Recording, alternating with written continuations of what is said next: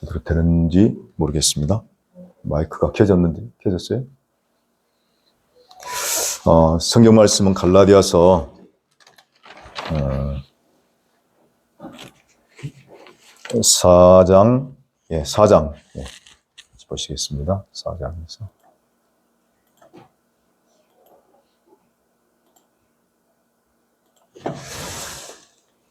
4장 1절부터 4장 12절부터 20절까지 같이 한번 읽도록 하겠습니다. 형제들아, 내가 너희와 같이 되었은즉 너희도 나와 같이 되기를 구하노라. 너희가 내게 해롭게 하지 아니하였느니라. 내가 처음에 육체 약함을 인하여 너희에게 복음을 전한 것을 너희가 아는 바라. 너희를 시험하는 것이 내 육체에 있으되 이것을 너희가 업신여기지도 아니하며 버리지도 아니하고 오직 나를 하나님의 천사와 같이 또는 그리스도 예수와 같이 영접하였도다. 너희의 복이 지금 어디 있느냐? 내가 너희에게 증거하노니 너희가 할 수만 있었다면 너희의 눈이라도 빼어 나를 주었으리라. 그런즉 내가 너희에게 참된 말을 함으로 원수가 되었느냐? 저희가 너희를 대하여 열심내는 것이 좋은 뜻이 아니요 오직 너희를 이간붙여 너희로 저희를 대하여 열심내게 하려 함이라. 좋은 일에 대하여 열심으로 사모함을 받음은 내가 너희를 대하였을 뿐 아니라 언제든지 좋으니라. 나의 자녀들아, 너희 속에 그리스도 형상이 이루기까지 다시 너희를 위하여 해산하는 수고를 하노니 내가 이제라도 너희와 함께 있어 내 음성을 변하라 함은 너희를 대하여 의심이 있음이라. 아멘. 이 본문의 내용을 보면은 갈라디아서에서 가장 바울의 어떤 아버지의 마음과 목자의 마음들이 가장 많이 실려 있어요. 사실 이렇게 교리적인 부분으로 보면은 크게 눈에 띄는 게 없는데 사실 인간적으로 보면은 가장 바울의 어떤 목자의 심정이라고 해야 되나요? 그리고 아버지의 마음들이 이렇게 달려있던, 들어있는, 그래서 정말 바울이 갈라디아인들을 위해서 가진 그 마음이 얼마나 정말 애절하고 또 그 속에 하나님의 마음이 나타나 있는가를 이렇게 볼 수 있는 것이 바로 오늘 본문의 말씀입니다. 그래서 이제 갈라디아서가 보면은 크게 보면은 이제 구조가 서신 인사말 읽고 난 다음에 이제 근심의 원인 B완에서 이제 내용들이 C와 D로 나눠졌는데 교리적인 부분과 그 문제의 부분과 교리적인 부분으로 이렇게 C와 D로 이렇게 나눠져 있었습니다.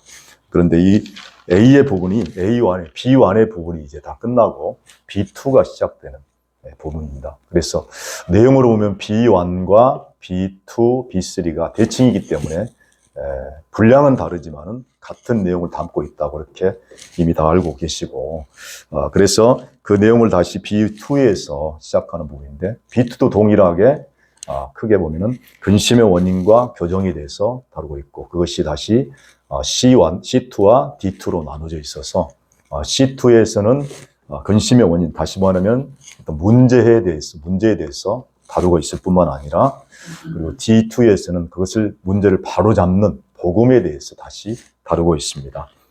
그 내용 중에 이제 내용이 뭐냐면은 크게 보면은 이제 바울 사도가 앞에서는 자기 자신의 어떤 얘기를 하면서 자신이 계시로 복음을 받았다는 것과 계시로 받았다는 어떤 증거에 대해서 얘기를 하면서 그 얘기를 하면서 그리고 그 얘기를 다시 복음에서는 아브라함과 연결을 시키면서 아브라함 얘기를 하면서 믿음으로 의롭다움을 받은 아브라함 얘기를 하면서 그 아브라함의 그 믿음으로 의롭다움을 받은 증거에 대해서 아브라함을 예로 들고 있었습니다.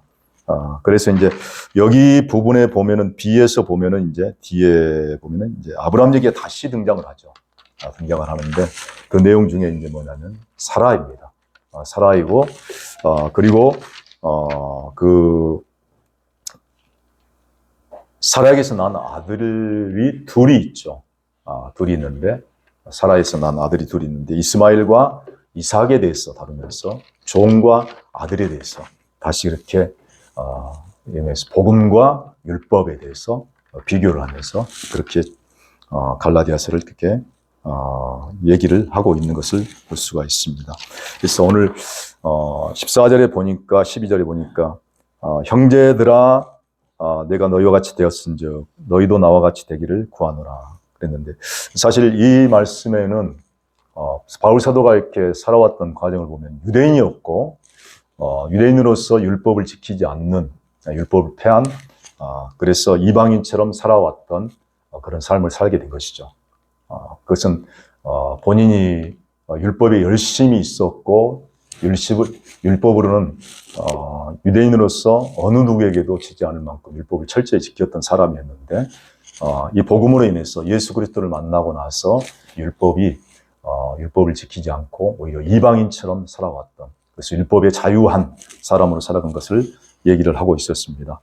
그러므로 율법에 얽매이지 않고 복음 안에서 자유하게 되었다 하는 것을, 내가 유대인이지만은 유대인으로서도 율법을 지키지 않고 그렇게 철저히 지켰던 유대인이었지만은 율법을 지키지 않고 율법에 매이지 않고, 그래서 할례도 받았지만은 그 할례도 매이지 않고 오히려 자유하고 그 자유하게 되었다 하는 것을 바로 갈라디아 교인들에게 얘기하면서, 너희도 나와 같이 되라는 말은 바로 너희도 나처럼, 내가 이렇게 유대인이었지만 율법을 지킨 사람이었지만은 율법을 지키지 않는 너희와 같이 이방인처럼 되었기 때문에 너희 스스로도, 너희들도 이렇게 지금 이 시점에서 율법을 받으려고 하고 율법을 지켜서 의롭다움을 받고 그리고 또 할례를 받아야 구원을 받을 수 있다고 하는 그 사람들의 말을 듣지 말고, 그래서 너희도 나처럼 그렇게 율법에서 자유한 삶을 살게 되라는 그런 어떤 권고를 하고 있는 것을 볼 수가 있습니다. 그래서 율법에 대해서 죽고 그리스도에 대해서, 그리스도 안에서 자유하라 하는 것을 지금 얘기하고 있습니다. 그 내용들에 대해서 지금 사도 바울이 그렇게 얘기를 하고 있는 것이죠. 그래서 너희가 왜 다시 율법을 지키려고 하느냐, 그리고 왜 할례를 받으려고 하느냐. 나도 유대인이었지만은, 내가 그 속에 철저히 살아왔었지만은, 이제는 나 자신도 그리스도를 통해서 자유하게 돼서 율법을 다 폐하시고 완성하신 그분으로 살게 되는데, 너희가 다시 나와 같이 그렇게 율법을 지켜서 의롭다움을 받고 그리고 또 할례를 받아서 정말 구원을 얻으려고 하는 그런 속임수를, 그런 속이는 사람들에게 속지 말고 나처럼 자유한 삶을 살게 되라 하는 것을 볼 수가 있습니다. 그래서 이제 그 얘기를 14절에서 하면서, 그리고 14절에서 보니까 13절에서 내가 처음에 육체의 약함을 인하여 너에게 복음을 전한 것을 너희가 안다 고 했습니다. 바울 사도가 이렇게 갈라디아서의 복음을 전하게 된 것은 사실 강하고 능력 있고 그리고 또 정말 잘나서 전했다는 것을 말하고 있지 않습니다. 그런데 이 약함이 어떤 것인가를 우리가 분명하게 좀 알기는, 규명하기는 좀 어려운 부분은 있어요. 왜냐하면은 이 약함이 육체의 약함을 말할 수도 있습니다. 왜냐하면 사도 바울은 기록들에 의하면 안질이 있었다고도 하고요. 또 그리고 간질이 있었다고도 하는데 정확한 것은 알 수도 없어요. 그래서 여기도 보면은 14절, 15절에도 보면 내가 너희 눈이라도 너희가 나에게 눈이라도 빼어 주었으리라고 하는 걸 보면은 어떤 이것을 연결시켜서 얘기하는 사람들이 바울이 눈이 안 좋아서 눈 때문에 그런 얘기를 썼을 것이라고 하는 사람들도 있지만은, 아무튼 육체의 약함이 있었다는 것입니다. 근데 육체의 약함이 단순하게 육체적인 질병만을 얘기하는 것뿐만 아니라, 우리가 좀 더 보면은 이 사도 바울이 사실 예수 그리스도를 통해서 다메섹 도상에서 예수님의 계시를 받아서 예수님을 만나게 됐죠. 만나게 됐는데 여기에 비하면 12 사도들은 예수님을 직접 만난 사람들이었습니다. 예수님과 직접 살았고, 그다음에 예수님을 따라다녔고, 예수님과 같이 생활을 했고, 예수님께 직접 배웠던 사람들이죠. 어떻게 보면은 사도 바울은 이들에 비하면은 아무것도 아닌 자예요. 보잘것없는 자입니다. 왜냐하면 신학교 출신으로 말하면 예수님 신학교를 정식으로 과정을 3년 동안 수료한 사람들이 어서 와라.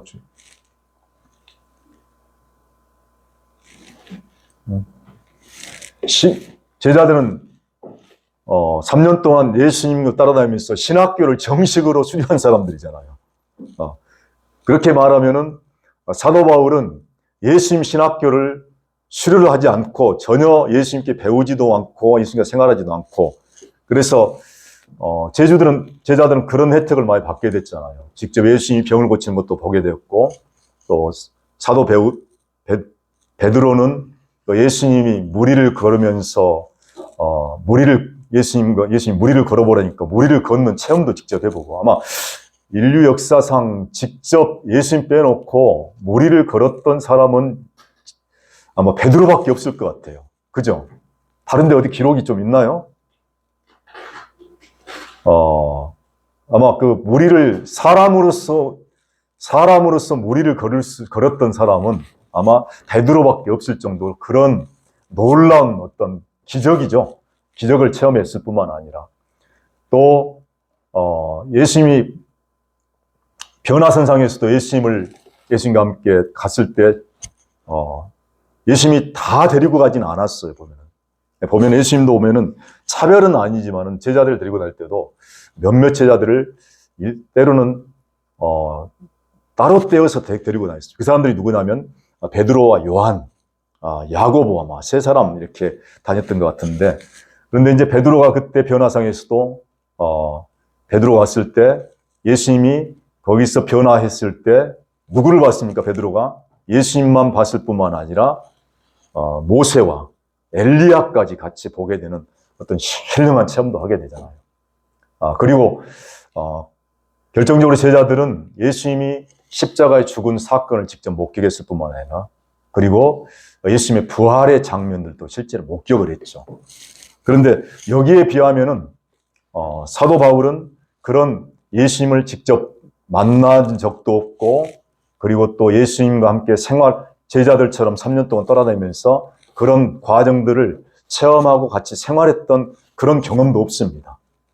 그리고 결정적으로 예수님이 직접 죽고 부활한 죽고 부활한 현장을 직접 목격한 적도 없어요. 그렇기 때문에 이것이 어떻게 보면은 예수님을 보지도 못하고 배우지도 못하고 생활도 하지 못하고 다만 사도 바울이 했던 것은 무엇입니까? 예수님을 핍박했던 것밖에 없죠. 그래서 이것이 바로 사도 바울의 어떻게 보면 약함이 될 수 있다는 것입니다. 그러니까 육체적인 약함도 포함되지만은 그러나 어떤 예수님을 직접 만나는 육체적인 그런 부분에 있어서도 사도 바울의 어떤 약함이 될 수도 있죠. 그래서 이 사도 바울은 그래서 어떻게 보면은 사도행전에 끝나고 나서 시작되면서도 그런 일들이 있잖아요. 예루살렘 교회가 부흥이 일어나고 성령이 임해서 예루살렘 교회에서 교회가 시작되고 난 다음에 그 교회가 시작되면서 어떤 일들이 있었냐면은 나중에는 교회가 흩어지게 됐었잖아요. 예루살렘 교회가 흩어지는 과정을 통해서 다른 교회들이 생겨나고 그리고 이방의 복음이 증거되는 그런 놀라운 일들이 있었는데 어떻게 보면은 교회가 이렇게 자기 중심적으로 모이는 것도 필요하지만은 복음을 전하는 확장성에 있어서는 성령을 따라서 나가는 데 있어서는 복음이 같이 흩어져서 복음을 전할 때 훨씬 더 폭넓게 복음이 증거되는 그래서 다른 교회가 세워질 수 있는 그런 동력이 된다는 것을 이렇게 볼 수가 있습니다. 그런데 이 과정에서 보면은 사도 바울이 다메섹에서 예수님을 만나고 나서 누구에게 끌려서 안디옥 교회로 가게 됐냐면은 누구죠? 바나바죠, 바나바. 바나바입니다.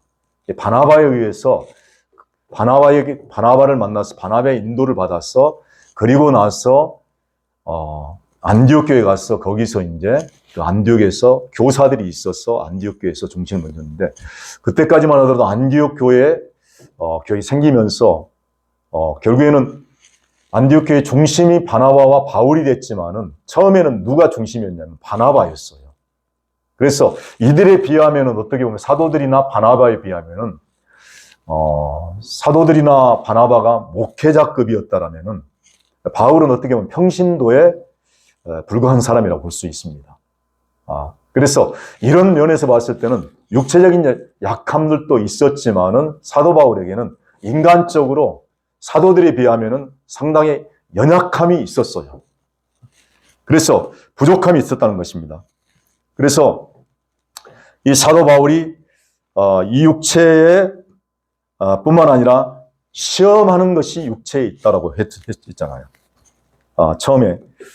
그래서 이것으로 인해서 복음을 전하게 됐었는데, 어떻게 보면은 이런 연약함이 있었기 때문에 정말 예수님의 계시가 필요했고 예수님을 직접 만나는 그런 일들이 필요했을 것이 아닌가 하는 생각이죠. 그래서 예수님을 만날 때 사도 바울이 직접 예수님이 찾아오셔서 직접 계시하신 것은 어떤 그 현장에 없었고 예수님을 만난 적이 없었기 때문에 하나님의 방법으로 그렇게 사도 바울을 만나 주신 것인데, 이것이 오히려 하나님을 알 수 있는 연약함이 됐다는 것입니다. 그래서 고린도에 있을 때도 보면은 이 연약함이 사도 바울에게는 늘 복음을 전할 수 있는 놀라운 어떤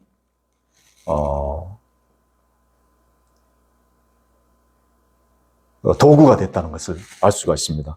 그래서 고린도에 보면은 사도 바울이 이 연약함을 늘 강조를 한 것을 볼 수가 있어요. 왜냐하면은 이 고린도에 갔을 때 어떤 일들이 있었냐면, 고린도에도 내가 고린도전서 2장 3절에 보면은 고린도에 있을 때 약하며 두려워하며 심히 떨었노라. 그래서 고린도에 전할 때 사도 바울이 약하고 두려워하고 그 다음에 심히 떨었다 것인데, 그 내용들을 자주 보면은, 그것을 내가 보면은 사람의 지혜로 하지 않고 하나님의 지혜로 또 성령으로 전할 수밖에 없었다는 것을 얘기를 해주죠.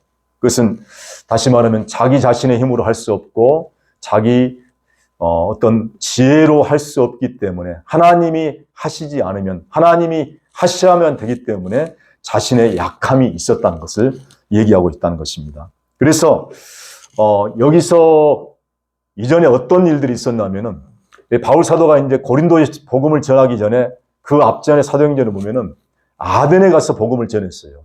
근데 아덴에 갔을 때, 아덴에서는 어떤 아덴이 어디냐면 아테네 아닙니까?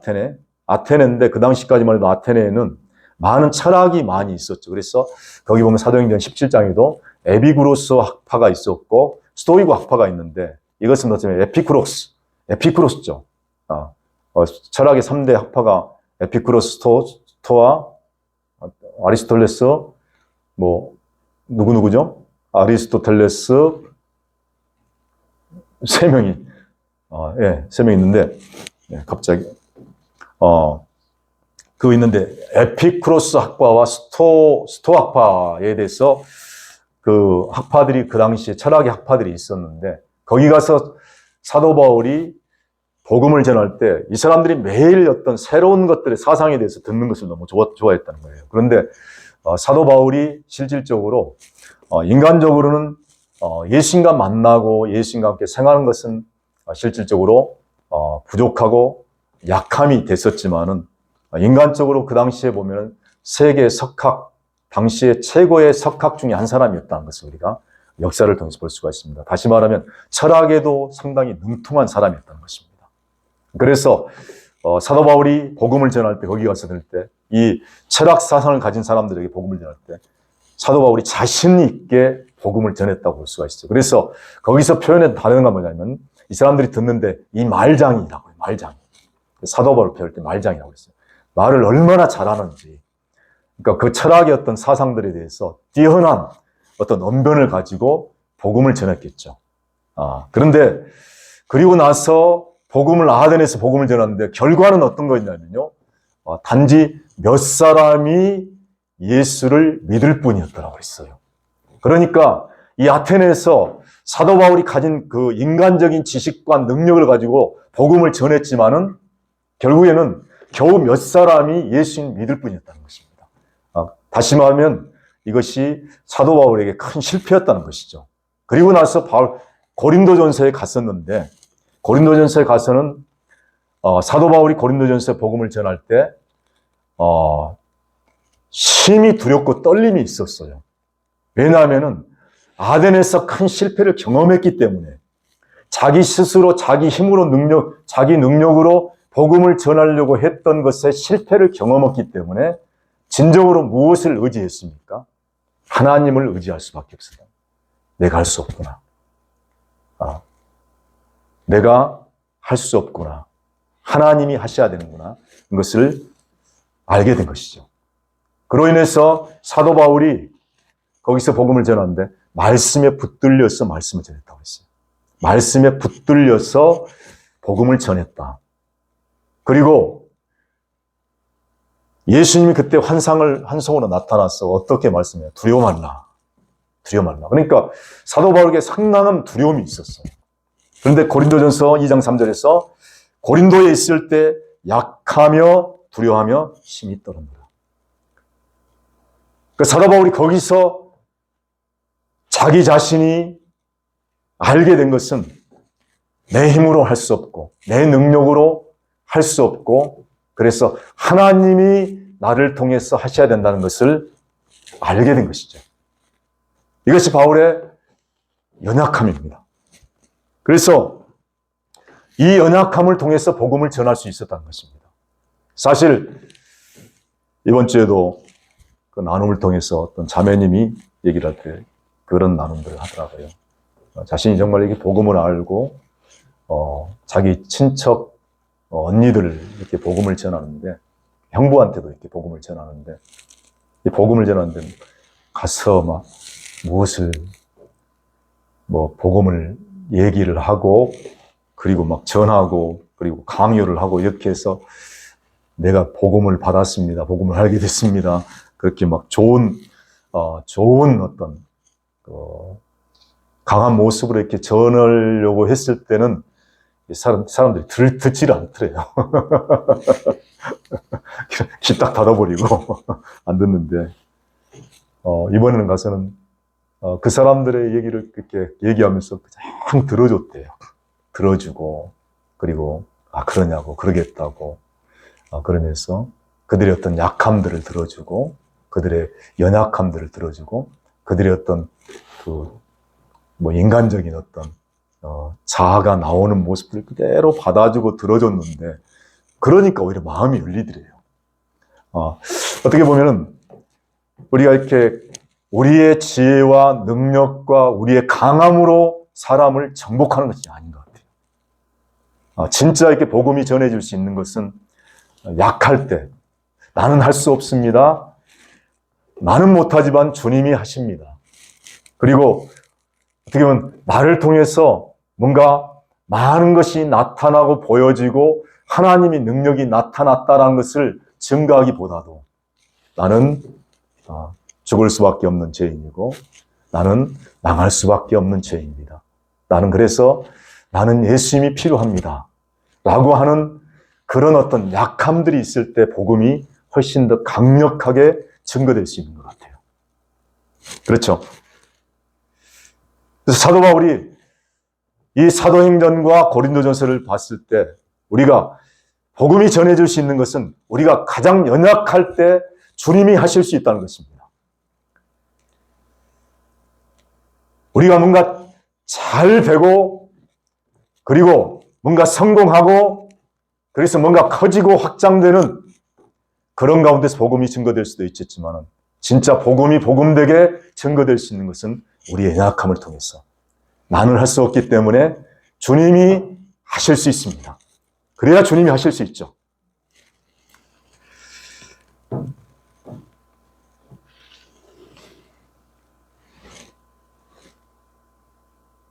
그래서 14절 보면은 그 갈라디아 교회들도 마찬가지입니다. 갈라디아 교인들에게도 복음이 전해진 것은 바울 사도가 이렇게 강함 속에서 전해진 것이 아니라 정말 갈라디아 교회가 어떤 상태에 있었지만은 연약하고 부족한 가운데서 정말 겸손한 가운데서 복음이 증거된 것을 우리가 볼 수가 있습니다.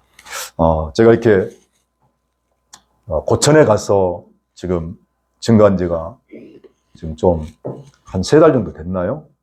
3달 정도 된 것 같은데, 사실 고천에 갔을 때 하나님 열어주셨을 때 저한테 상당히 좀 고민이 많았었습니다. 왜냐하면은 여기 놔두고 저기 가려고 그러니까 그 목회자의 마음한테 그런 게 있어요. 여기 이쪽으로 나와야지 좀 좋지. 거기 있으면 나올지도 안 나올지도 모르는 사람한테 가서 따로 장소를 분리시켜서 전한다는 게 좀 약간 좀 마음이 한켠에 좀 남아있더라고요. 그래서 그런데 이제 가서 전하면서 그런 마음들이 들었어요.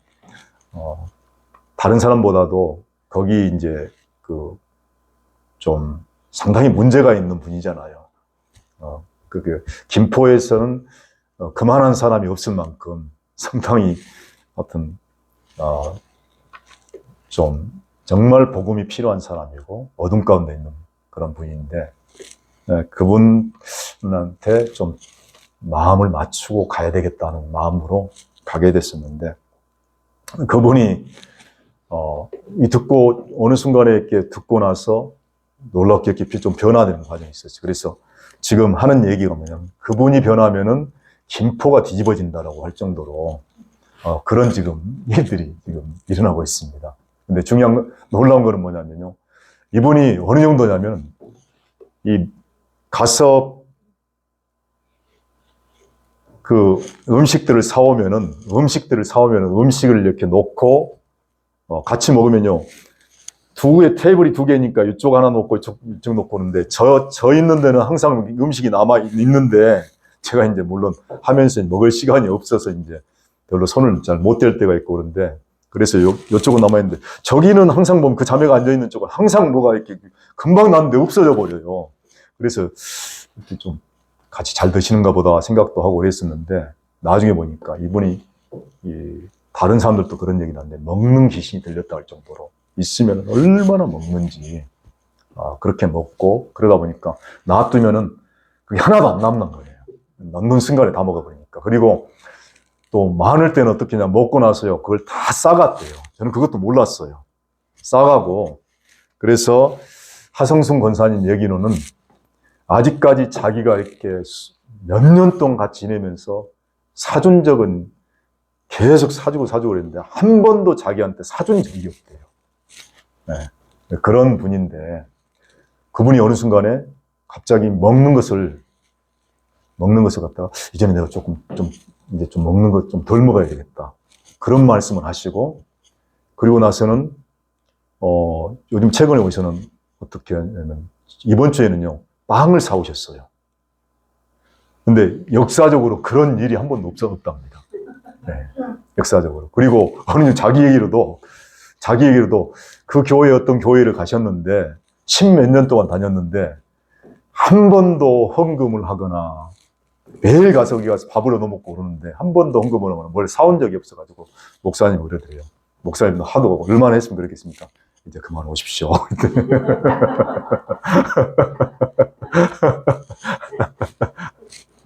네. 그런데 그분이 이 복음을 듣고요, 지금 뭔가 이렇게 변한 것이 분명한 것 같아요. 그래서 첫째는 그분이 하는 얘기가 너무 기쁘대요.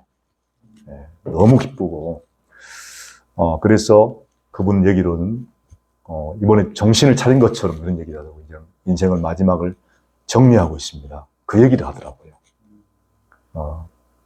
정리하고 있습니다. 그러면서 지금은 뭐냐면 올 때마다요 물티슈하고요 그 티슈도 갖고 와서 다 자매들한테 나눠줘요.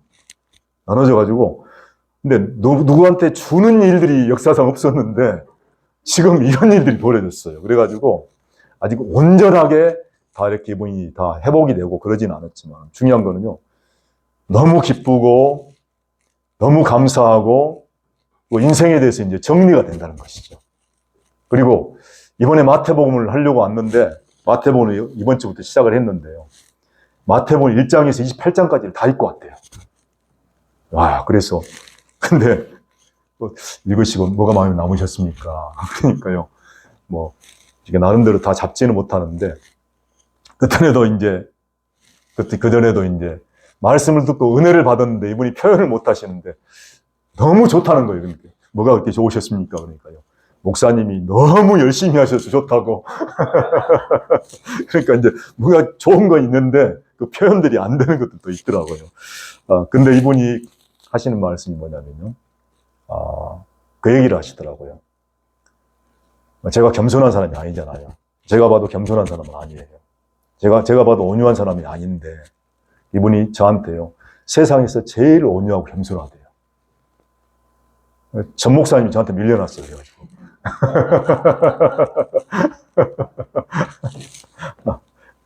근데 그거는 뭐냐면은, 그분이 본인이 이제 복음을 받아들이니까, 복음을 알게 되니까, 아마 새로운 세계가 열려지니까, 이분이 다 완전히 회복은 못했는데, 그래도 회복이 되는 과정인 것 같아요. 근데, 그분이 상당히 똑똑한 분이긴 해요. 그래서, 젊었을 때는, 프랑스에서 그 주재관으로 일했을 정도로 영어도 잘하고, 그런데도 워낙 많이 오랜 시간을 눌려서 살아와서 붙잡혀 살아오다 보니까, 지금 이제 그런 어떤 좀 부족한 부분들도 많이 생기긴 하는데, 중요한 거는 이제 서서히 회복이 돼가고, 그리고 말씀을 통해서 알아가면서 좀 더 복음으로 세워져가는 그런 일들이 지금 되는 것 같아요. 그래서 아무튼 그 화성순 권사님은 그래요.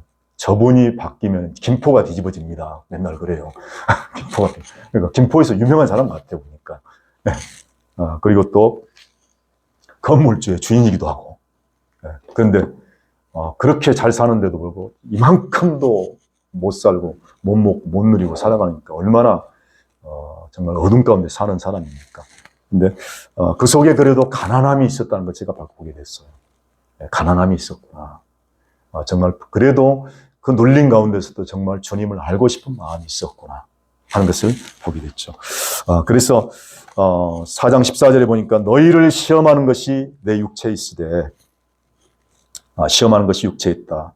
근데 이 질병이 질병일 수도 있다고 했습니다. 안질이나 간질이 될 수도 있다고 했는데, 그래서 또 이것이 이런 연약함들이 어떻게 보면은 갈라디아 교인들에게 시험거리가 될 수 있죠. 바울을 우습게 볼 수 있고 아무것도 아닌 사람으로 볼 수도 있고, 그리고 또 별것 없는 사람으로 볼 수도 있습니다. 그래서 바울 자신이 어떻게 보면 사도인데 자기가 사도라고 그러는데도 불구하고 자신의 질병 하나 고치지 못하고 그 질병을 치유하지 못하고 본인의 어떤 남은 귀신을 쫓아다니면서 남의 질병을 치료하면서 자신의 질병을 하나로 처리하지 못하는 그런 연약한 사람이라고 볼 수도 있겠죠. 그것이 갈라디아 교인들에게 시험거리가 될 수 있겠지만은, 그러나 그들이 그렇게 그들을 사도 바울을 대하지 않고 오히려 하나님의 천사와 같이 그리스도 예수와 같이 영접했다는 것입니다.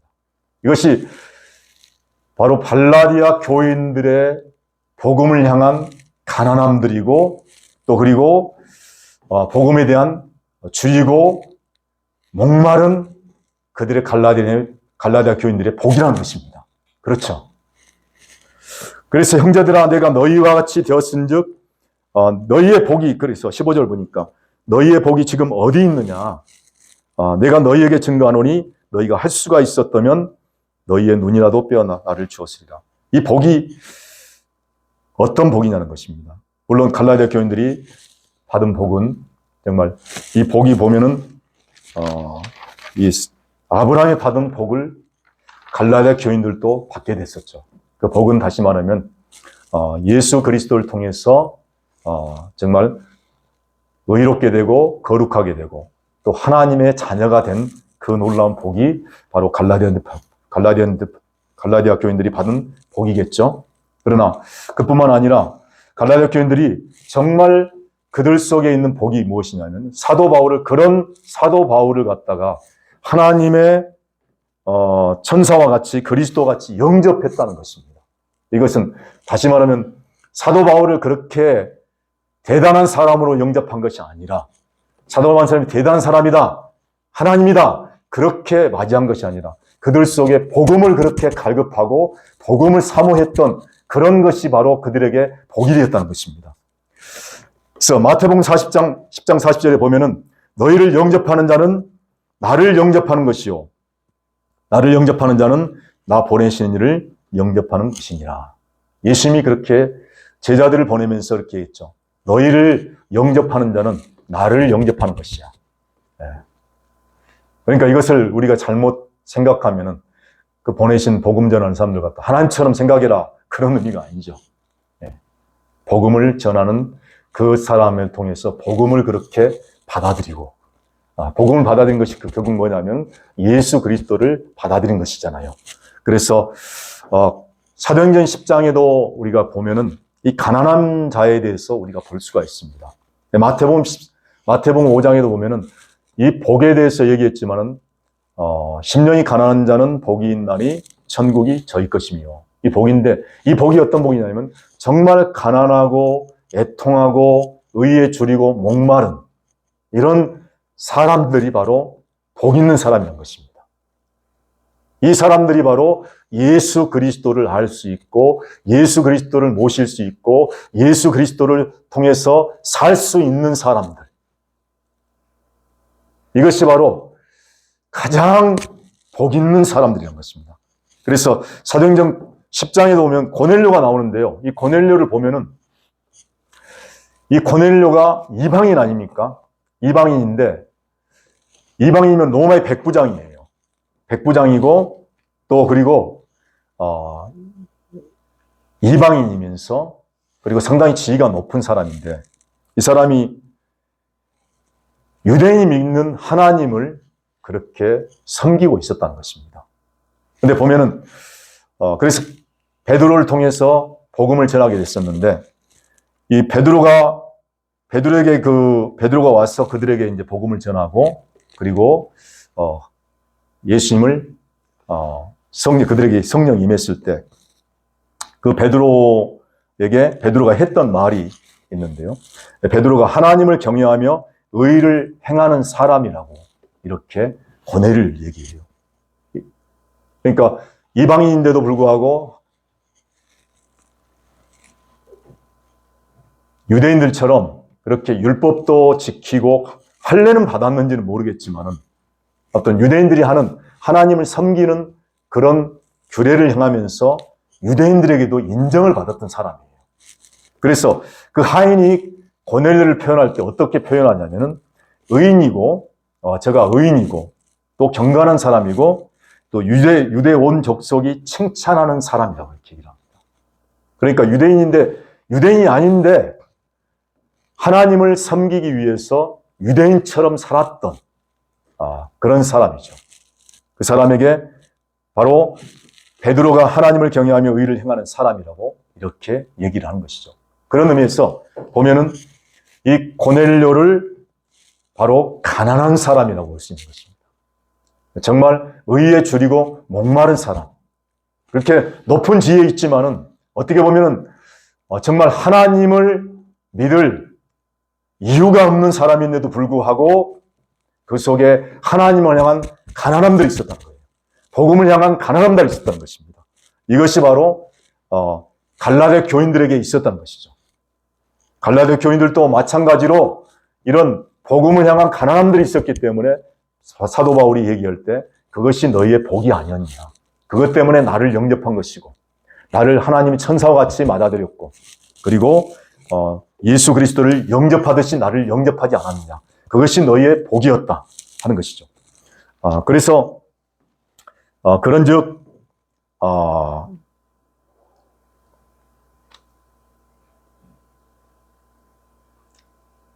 너희 복이 할례를 행하고 11조를 많이 하고 또 주일성수를 잘 지켜서 또 봉사를 많이 하는 그런 삶에 대해서 우리가 복을 받는다고 많이 이렇게 배워왔잖아요. 그런데 진정한 복은 정말 예수 그리스도가 우리 안에 사시고 우리를 통해서 나타나고 또 우리를 통해서 그리스도가 보여지는, 그래서 그리스도로 사는 정말 믿음으로 의롭다함을 받고 우리가 율법에서 해방되어서 진정으로 그리스도 안에서 사는, 그리스도를 통해서 그리스도가 나를 통해서 나타나는 삶이 진정한 복이 되는 것입니다. 그렇죠? 그래서 능력도 없는 게 또 복음 전한다고 생각할 수 있습니다. 그러나 율법의 종에서 벗어나서 아들이 되었는데 이 아버지의 유업을 상속받았고 누리는 복을 우리가 받게 됐죠. 우리가 예수 그리스도를 통해서 우리가 이 하나님의 유업을 누리는 자가 우리가 되었습니다. 그렇죠?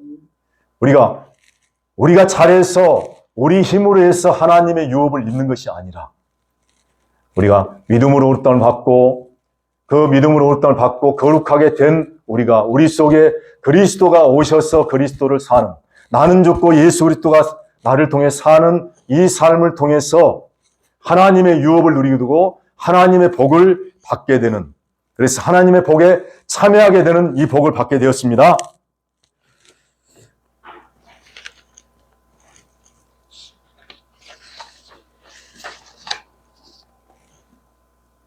(4장 16절) 보면은, 그래서 내가 너희에게 참된 말을 함으로 원수가 되었느냐.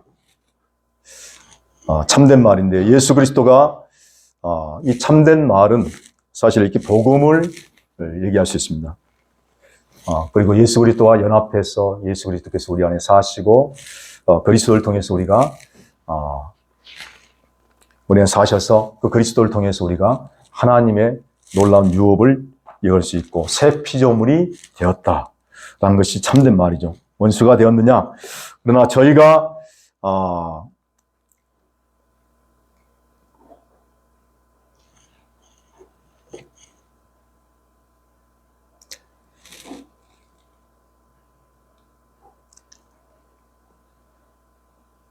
이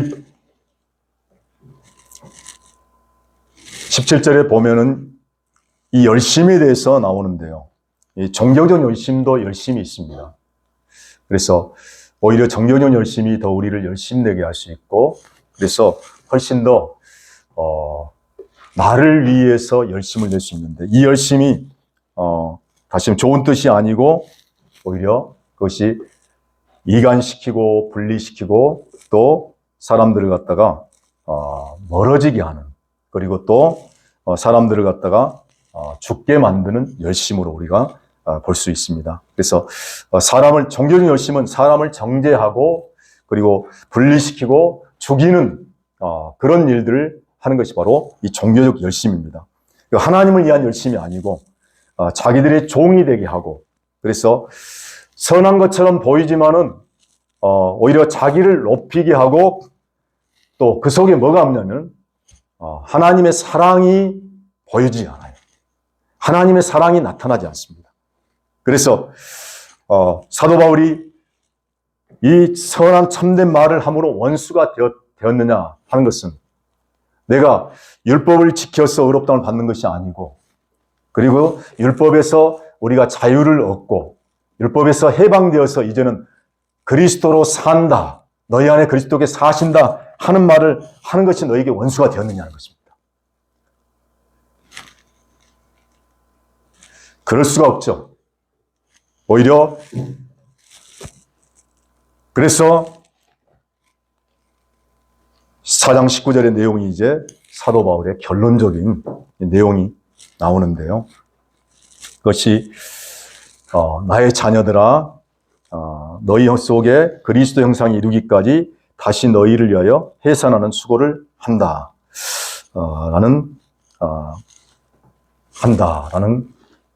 권고, 그리고 어떻게 보면 하나님의 아버지의 마음을 그렇게 호소하고 있는 것을 볼 수가 있습니다. 이것은 너희는 다시 태어나야 돼, 그 얘기죠. 너희가 다시 날 필요가 있다 하는 내용입니다. 이 해산의 수고를 보면은 이 그리스도의 형상이 이루기까지라는 말은 그리스도가 다시 형성될 때까지, 그리고 또 너희 안에 그리스도가 나타날 때까지 내가 다시 해산한다. 해산의 수고를 한다. 라는 내용입니다. 그래서 이것은 어떻게 보면 예수 그리스도가 잉태하는 과정이 다시 필요하고, 그리고 또 그것을 위해서 우리 안에 오신 그리스도가 다시 내 안에 내주가 오셔서 내주하신 그분이 우리를 통해서 나타나고 보여지는 그리스도를 낳는 과정에 수고가 있어야 된다는 것입니다. 어떻게 보면 사도 바울이 이런 핍박 속에서도 핍박 속에서 다시 복음을 너에게 전해야 한다는, 그래서 복음을 전해서 다시 그리스도가 잉태되고 그리스도가 다시 해산되는 그런 수고를 내가 해야 된다. 라는 것을, 그런 어떤 아버지의 마음을, 하나님의 마음을 지금 얘기하고 있는 것입니다. 어떻게 보면 이 율법으로 다시 돌아가고 율법을 지켜야 한다는 그런 어떤 율법 신앙으로 돌아가는 것 자체가 어떻게 보면은 다시 그리스도를 잉태하고 그리스도를 해산하는 그런 수고들이 필요한 것처럼 우리에게 말씀해 주고 있습니다. 그래서 우리에게 주신 이 복음이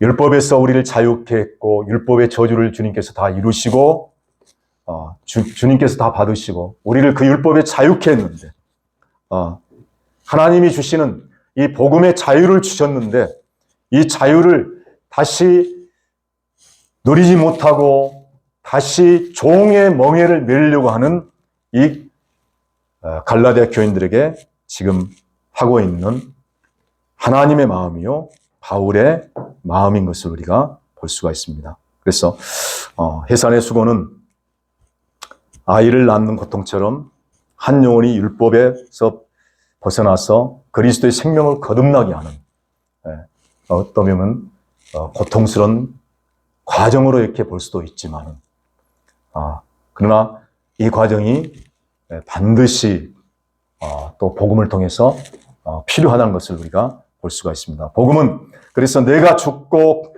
내 안에 그리스도가 사는 실제가 되는 것이죠. 그렇죠? 주님이 내 안에 사는 실제. 이 주님이 내 안에 사시는데, 이 사시는 주님을 사시는데도 불구하고 다시 율법을 통해서 내가 주님이 살게 하려고 하는, 내가 하려고 하는 삶이 되는 과정이 바로 이 율법을 지키는 것 아니겠습니까? 율법이 종이 되는 것이 아니겠습니까? 그래서 우리가 종이 되고 아들이 되느냐 하는 것은 너무나 중요한 것입니다. 하나님은 우리를 아들로 부르셨고 우리를 종으로 부르신 것이 아니죠. 그래서 그 하나님의 아들로 무한한 자유를 누리며 살고 하나님이 주시는 놀라운 유업을 축복을 누리며 살 수 있도록 우리를 부르셨는데, 사도 바울은 갈라디아 교인들이 이것을 제안한 것을 너무나 안타깝게 생각하고, 그래서 그리스도 형상을 다시 이루기까지 그런 수고를 내가 하겠다 하는 사도 바울의 고백인데, 이 다시 형상이 이루기까지는 우리가 다시 복음이 전해야 되고, 그래서 이 복음이 다시 전해져서 이 복음으로 인해서 다시 그리스도의 형상이 이루어지기까지, 그래서 그리스도가 우리를 통해서 사시고 그리스도가 우리를 통해서 나타나시는 그런 놀라운 삶이 우리를 통해서 사라지는 것이 바로 사도 바울의 간절한 소원이었습니다. 그래서 이제 내가 사는 것이 아니요 오직 내 안에 그리스도께서 사는 것이 실제가 되는 삶.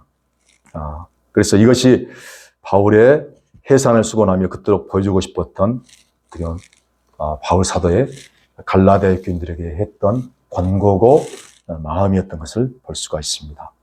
그래서 로마서 8장에도 29절에도 보면은 하나님이 미리 아신 자들로 또한 그 아들의 형상을 본받게 하기 위하여 미리 정하셨다 했는데, 이 해산의 수고를 한다 할 때, 그래서 다시 보면은 복음으로 다시 낳는다는 의미가 어떻게 보면 해산의 수고라는 말로 다시 풀이될 수가 있습니다. 그래서 로마서 8장 29절에도 보면은 하나님이 미리 아신 자들로 또한 그 아들의 형상을 본받게 하기 위해 했는데, 물론 원어적으로는 거의 같은 의미예요. 그래서 아들의 형상을 본받는다, 같은 모양이 되다. 예수님과 같은 아들이죠. 같은 모양이 되다는 것입니다.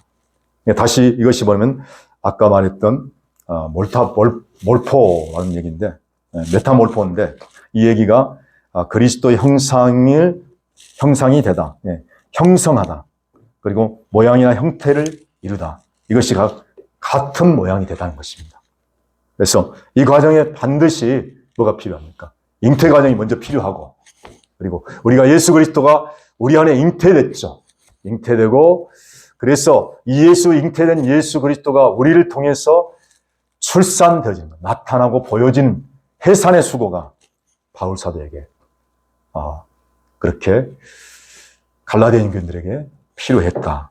그리고 마치 그렇게 되어져간 것처럼 복음을 떠난 사람들이, 갈라디아 교인들이, 율법 아래 들어간 사람들이 그렇게 되어진 것처럼 그렇게 바울 사도가 공부하고 있다는 것을 우리가 볼 수가 있습니다.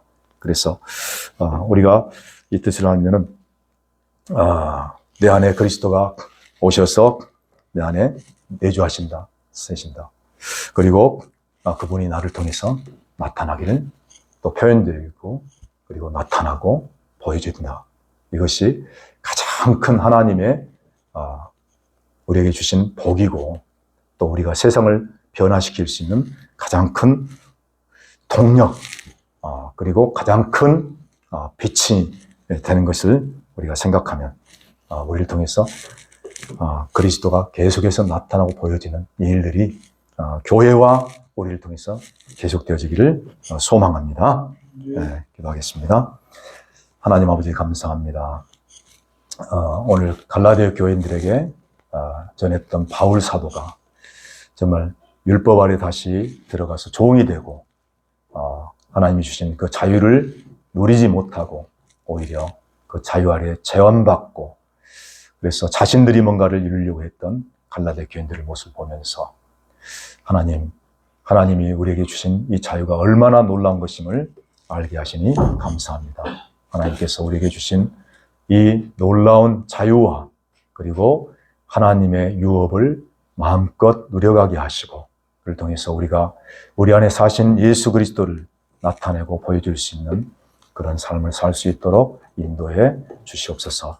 우리 속에 사신 그리스도가 정말 우리를 통해서 마음껏 나타나고 보여지고, 그를 통해서 많은 사람들에게 하나님에게 살아계심이 보여지고 하나님의 영광이 나타나는 그런 놀라운 삶을 살게 하여 주옵소서. 예수 그리스도 이름으로 기도드리옵나이다. 이제는 우리 주 예수 그리스도의 은혜와 하나님 아버지의 놀라우신 사랑과 성령님의 교통하심이 지금부터 영원토록 함께 있을지어다. 아멘.